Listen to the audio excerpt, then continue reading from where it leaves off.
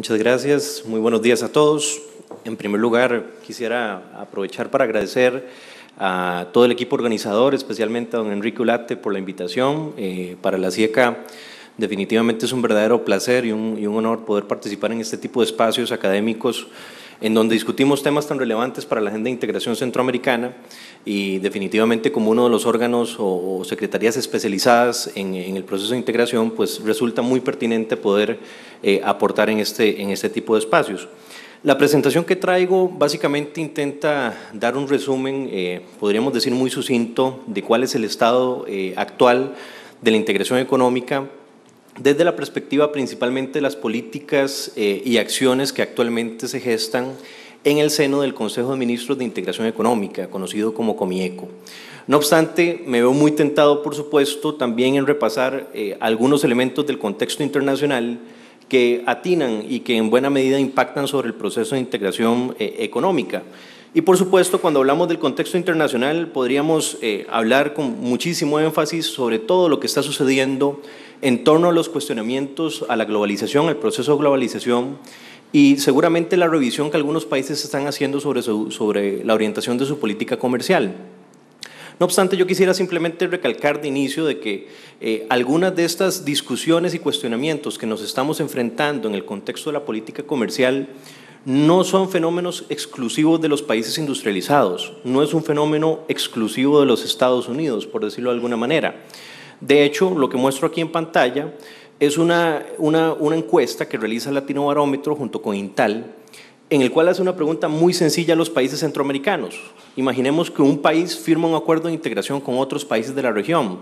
La pregunta es muy sencilla, ¿está usted de acuerdo en que su país pueda comprar bienes y servicios de cualquier otro país? Como pueden ver, una inmensa mayoría de la población, cerca del 70-60%, indica que está de acuerdo con la integración y que indica que está de acuerdo con la apertura comercial. No obstante, si nos fijamos en las barras en color rojo, todavía hay un cierto segmento de la población centroamericana que indica estar en desacuerdo o muy en desacuerdo con que su país compre bienes de otras economías en el contexto internacional. Eso nos quiere decir en buena medida que sí hay cierto rezago, cierta acumulación de disconformidad de parte de la población y no es necesariamente un fenómeno, como les digo, de economías industrializadas. En Centroamérica también nos enfrentamos a estos retos que de una u otra manera impactan sobre el proceso de integración. Y bueno, por todos ustedes es muy bien conocido, de hecho ayer surgieron noticias muy importantes en términos de las tensiones comerciales que ahora mismo enfrentan China y los Estados Unidos, que básicamente nos llevan hacia dos polos, pudiéramos decir, de emergencia en términos de las políticas. Un polo que está enfocado quizás en el proteccionismo comercial, en desacelerar los procesos de apertura comercial, donde vemos algunos fenómenos muy puntuales como la renegociación del Telecán o las emergentes tensiones comerciales, no solamente entre Estados Unidos y China, sino también, por ejemplo, en el contexto de las relaciones de comercio de Corea del Sur y Japón. Sin embargo,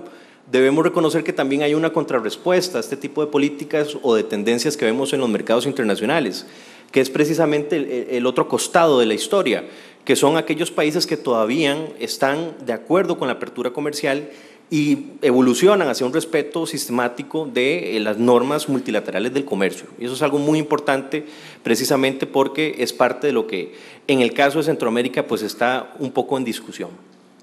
Ahora, como ustedes saben, y sin querer hacer un repaso histórico pormenorizado de la Agenda de Integración Económica Regional, uno de los elementos más importantes por destacar en la actualidad es de que la importancia que tiene el comercio intrarregional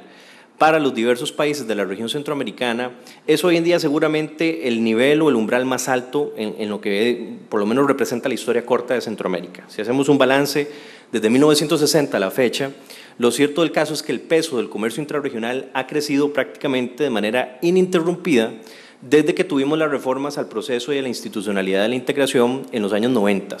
De esta cuenta, a pesar de la crisis del 2008, no vemos tampoco un quebranto o una fragmentación de las relaciones comerciales entre los países. Ahora, muy puntualmente y por supuesto en aras de respetar el tiempo que tenemos para conversar,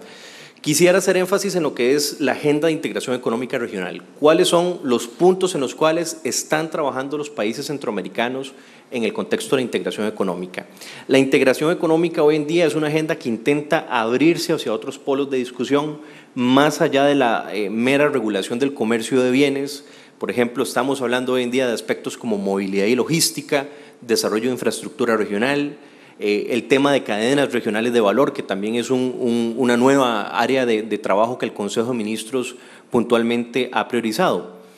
Sin embargo, me voy a centrar en al menos 4 de los grandes puntos que diría yo son los más relevantes hoy en día en la agenda del Comieco.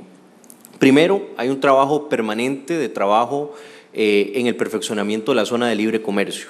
En ese sentido, hay al menos 3 grandes acciones que son las más importantes. Como ustedes saben, por ejemplo, estamos ahora mismo en la revisión de lo que es la estructura del Cauca y, por supuesto, su reglamento, ¿verdad? Es un proceso largo que todavía está en construcción, que está en negociación, pero que definitivamente tendrá un impacto importante en términos de la gestión aduanera en el futuro para la región centroamericana. Muy vinculado también con esto, a partir del 7 de mayo de este año entró en vigencia la Declaración Única Centroamericana, conocido como la DUCA, que es por supuesto uno de los retos más importantes que hemos tenido, por lo menos en la agenda en el cortísimo plazo, la implementación de un documento único para todas las transacciones de comercio intrarregional, comercio con terceros y operaciones de tránsito terrestre. En el tema del perfeccionamiento de la zona de libre comercio, también uno de los puntos pendientes por trabajar es el cumplimiento de los compromisos que Panamá adquirió en el proceso de incorporación al subsistema.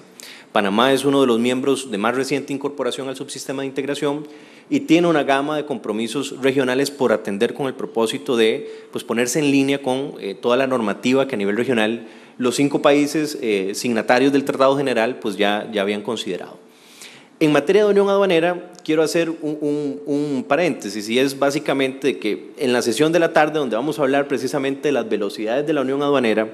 voy a intentar profundizar muchísimo más en lo que está sucediendo y están haciendo los países conocidos como el Triángulo Norte, Guatemala, Honduras y El Salvador, que tienen una agenda de trabajo, podríamos decir, más avanzada en materia de unión aduanera, o que al menos está dando algunos pasos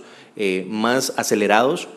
Sin embargo, en el contexto de Centroamérica, lo que podemos decir es de que actualmente estamos en el proceso precisamente de construcción de una hoja de ruta para la unión aduanera de cara al año 2024, que es un poco el propósito que el Consejo de Ministros ha definido en el cortísimo plazo.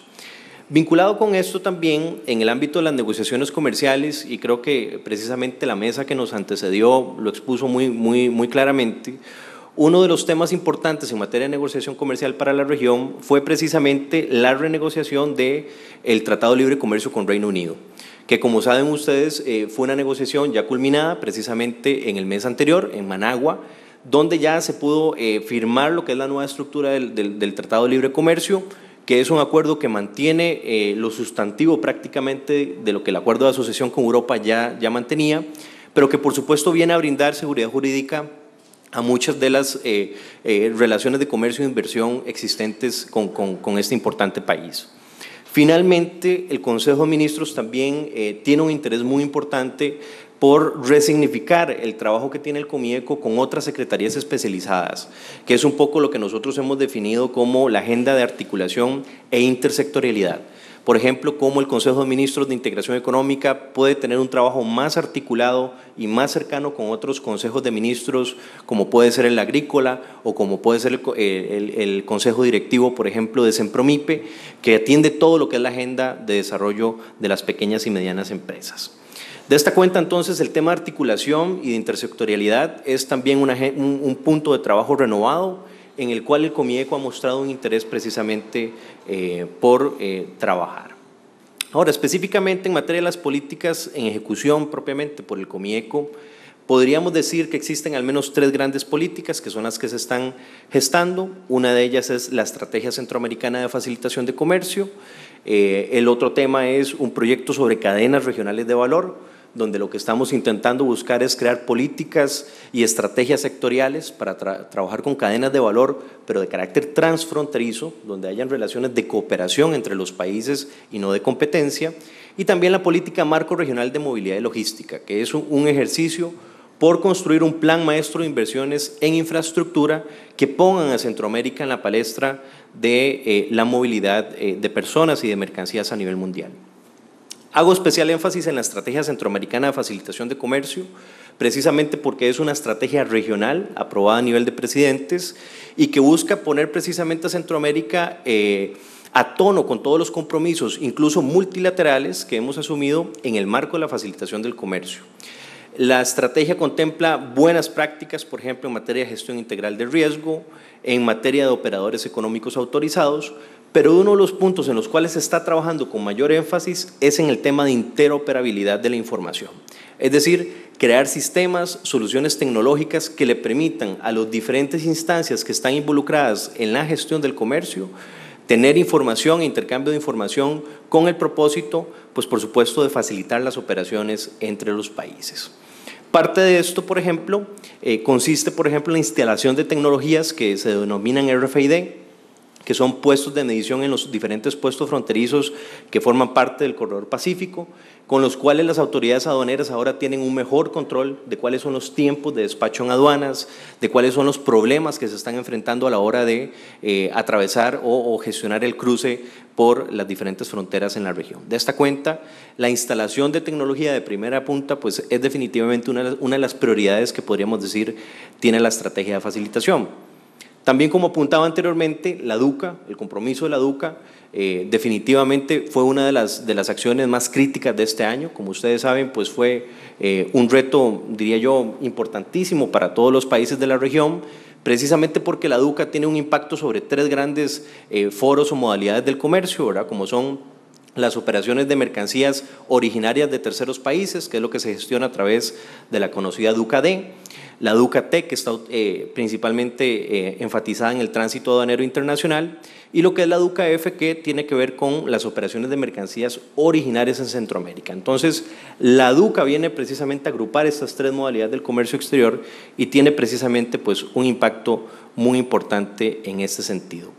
Solo para finalizar, pues comentarles que también en materia de cadenas regionales de valor, el Consejo de Ministros está trabajando en estrategias específicas para fomentar los encadenamientos regionales. Se han priorizado dos sectores en particular para trabajar estos espacios de diálogo a nivel regional. Uno es el sector agroindustria y el otro es el sector turismo, en donde lo que se busca es precisamente construir estrategias de conjunto para desarrollar mecanismos de cooperación en esas industrias, un poco precisamente en el sentido de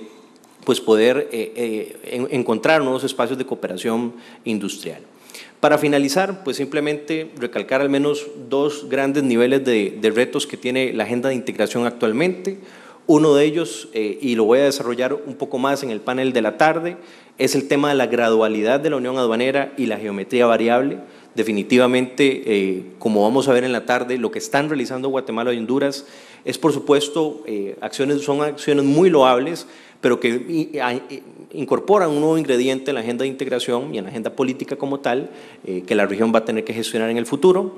También tenemos un nuevo reto que es la necesidad de un enfoque intersectorial en las políticas regionales, que es precisamente la búsqueda de mejores mecanismos de coordinación entre las diferentes instancias que estamos involucradas en la agenda de integración regional. Y finalizo con algunos retos en el contexto de la globalización económica. Bueno, primero, el proceso de integración debe también repensar en buena medida sus relaciones con algunos mercados emergentes. Por ejemplo, cuál es la ventana de ingreso al mercado asiático. Recientemente tuvimos precisamente la negociación del Tratado de Libre Comercio con Corea del Sur, que también es otra experiencia muy cercana al acuerdo de asociación y pues precisamente ha abierto el debate sobre cómo debe Centroamérica buscar incorporarse a nuevos mecanismos de integración, incluso como la Alianza del Pacífico. El tema de aprovechamiento de los acuerdos comerciales, como saben ustedes, más del 90% de las exportaciones centroamericanas están acogidas por algún tipo de preferencia comercial en el marco de un tratado de libre comercio. De esta cuenta, el tema del aprovechamiento de los acuerdos comerciales para nosotros es incluso muchísimo más importante que estar pensando en nuevos acuerdos de este tipo, sino más bien en cómo podemos materializar las oportunidades que esto nos brinda. Y mucho de esto viene precisamente por una agenda en materia de transformación productiva que pueda encontrar algunos motores de crecimiento económico que le den activos importantes a la agenda de integración en este sentido. Por supuesto, los retos que tenemos entonces son de carácter institucional, de cómo funcionamos como institucionalidad, pero también tenemos algunos retos específicos que la propia globalización económica pues, nos ha impuesto. Así que esto, muy a grosso modo, intentándome apegar a los tiempos, es un poco lo que tenemos.